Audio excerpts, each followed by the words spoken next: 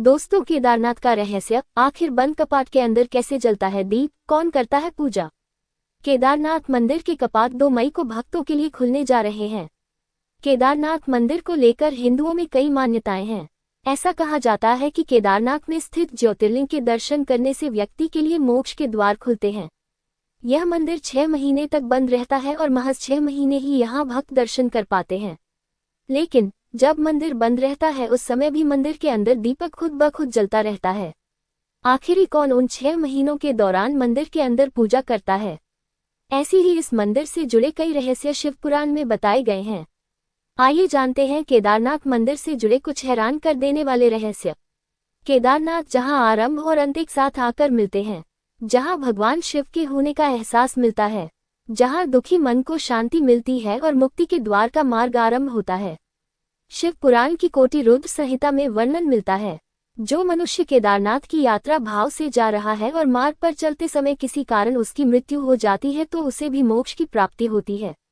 केदारनाथ की महिमा सिर्फ इतनी ही नहीं है। शिव पुराण के अनुसार जो मनुष्य केदारनाथ के दर्शन करता है और वहां मौजूद कुंड का जलपान करता है, वह भी जीवन मृत्यु के चक्र से मुक्ति हो जाता है। आइए उस केदारेश्वर भगवान शिव के परम धाम केदारनाथ के उन रहस्यों को जानते हैं जो जीव आत्मा को मुक्ति प्रदान करता है।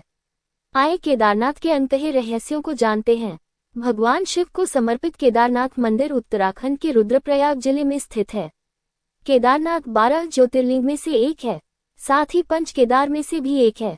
शिव पुराण के अनुसार इस मंदिर का निर्माण पांडवों के पौत्र महाराज जन्मेजय ने कराया था। यहाँ स्वयंभू शिवलिंग है। साथ ही इस मंदिर का जीर्णोद्धार आदि शंकराचार्य ने कराया था। कौन करता है केदारनाथ में पूजा? केदारनाथ के तीर्थ पुरोहित इस क्षेत्र में उनके पूर्वज भगवान नर नारायण और दक्ष प्रजापति के समय से यहाँ पूजा करते आए हैं। उन्हें यहाँ पूजा करने का अधिकार पांडवों के पौत्र राजा जन्मेजय ने किया था। साथ ही संपूर्ण केदार क्षेत्र भी उन्हें दान में दे दिया था। केदारनाथ के जो मुख्य पुजारी शंकराचार्य के वंशज है, जो कर्नाटक के वीराशैव समुदाय से ताल्लुक रखते हैं, जिन्हें रावल नाम से पुकारा जाता है। केदारनाथ के मुख्य पुजारी रावल होने के बाद भी वह वहां पूजा नहीं कराते हैं। वह दूसरों पुजारियों को निर्देश देकर पूजा कराते हैं। 3 भाग में बनता है केदारेश्वर मंदिर। मंदिर को 3 भागों में बांटा जा सकता है। पहला एक गर्भगृह, 2 मध्य भाग, 3 सभा मंडप। गर्भगृह में स्वयंभू ज्योतिर्लिंग स्थित है। ज्योतिर्लिंग के आगे के हिस्से पर भगवान गणेश के साथ मां पार्वती का श्री यंत्र भी स्थित है। ज्योतिर्लिंग पर देखने पर ऐसा लगता है कि वहां प्राकृतिक रूप से यज्ञोपवीत जनेऊ अंकित देखा जा सकता है। साथ ही पिछले भाग पर प्राकृतिक स्फटिक की माला देखी जा सकती है। यहाँ हजारों वर्षों से एक दीपक जल रहा है। जब मंदिर 6 महीने के लिए बंद कर दिया जाता है उस समय भी ये दीपक अपने आप जलता रहता है। मंदिर में अंदर 4 विशालकाय स्तंभ भी हैं, जिन्हें 4 वेदों का प्रतीक माना जाता है। इनके पीछे से परिक्रमा करनी चाहिए। केदारनाथ मंदिर का इतिहास। भगवान विष्णु के अवतार नर और नारायण ऋषि ने तपस्या से भगवान शिव को प्रसन्न कर लिया और उनकी तपस्या से प्रसन्न होकर भगवान शिव ने उन्हें दर्शन दिए। तब नर और नारायण ने वरदान मांगा कि आप ज्योतिर्लिंग रूप में सदा के लिए यहाँ वास कर जाएं। भगवान शिव ने उनका वरदान पूरा किया और सदा के लिए ज्योतिर्लिंग रूप में केदारनाथ में वास कर गए। पंच केदार का रहस्य। पुराणों के अनुसार महाभारत का युद्ध जब समाप्त हुआ तो भ्रातृहत्या के पाप से मुक्ति पाने के लिए भगवान शिव के पास जा रहे थे। पाप से मुक्ति पाने के लिए वह भगवान शिव से आशीर्वाद पाना चाहते थे, लेकिन भगवान शिव पांडवों को दर्शन नहीं देना चाहते थे। भगवान शिव की खोज में पांडव पहले काशी पहुंचे, लेकिन भगवान शिव वहां से अंतर्ध्यान हो गए। भगवान शिव को खोजते खोजते पांडव हिमालय आ पहुंचे, लेकिन भगवान शिव वहां से भी अंतर्ध्यान हो गए। लेकिन पांडवों ने हार नहीं मानी और भगवान शिव को पाने की खोज जारी रखी। जब पांडव केदार पहुंचे तो भगवान शिव उनसे छिपने के लिए बैल का रूप धारण कर बाकी पशुओं में जा मिले। पांडवों को संदेह हुआ तो भीम ने अपना विशाल रूप धारण कर लिया। भीम ने अपने दोनों पैर अलग अलग पहाड़ों पर रख दिए। बाकी सारे बैल को उनके पैर से निकल गए, पर बैल रूप में मौजूद भगवान शिव नहीं गए। इसके बाद भीम ने बैल पर जैसा ही झपट्टा मारा तो बैल का त्रिकोणात्मक पीठ का भाग पकड़ लिया। भगवान शिव पांडवों की भक्ति देखकर प्रसन्न हो गए।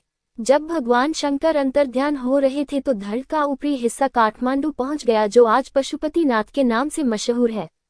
भगवान शिव की भुजाएं तुंगनाथ में, मुख रुद्रनाथ में, नाभि मदमहेश्वर में, भगवान शंकर की जटा कल्पेश्वर में प्रकट हुई। इसलिए इन 4 स्थानों को पंच केदार कहा जाता है। केदारनाथ को लेकर अन्य मान्यता। केदारनाथ को लेकर एक अन्य मान्यता ये भी है कि जब असुरों ने देवताओं पर आक्रमण किया तो तब असुरों से बचने के लिए देवताओं ने भगवान शिव की आराधना की थी, जिसके बाद शिव बेल के रूप में प्रकट हुए और उन्होंने देवताओं से कहा कोदारम यानी किसी चीरू किसे फंग। इसके बाद बैल स्वरूप भगवान शिव से असुरों का सींगों और खुरों से नाश कर दिया। इन असुरों को भगवान शिव ने मंदाकिनी नदी में फेंक दिया।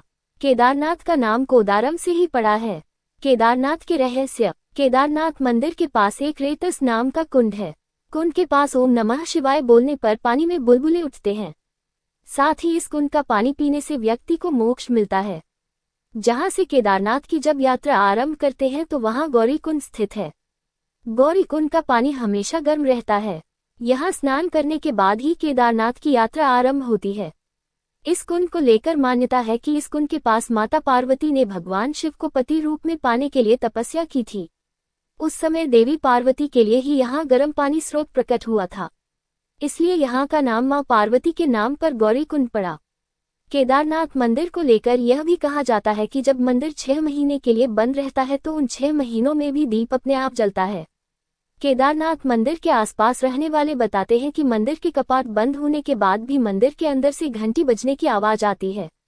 पुराणों के अनुसार इन 6 महीनों में देवता गण यहाँ पूजा करते हैं, यानी मंदिर 6 महीने मनुष्यों के लिए खुला रहता है और बाकी 6 महीने देवताओं के लिए।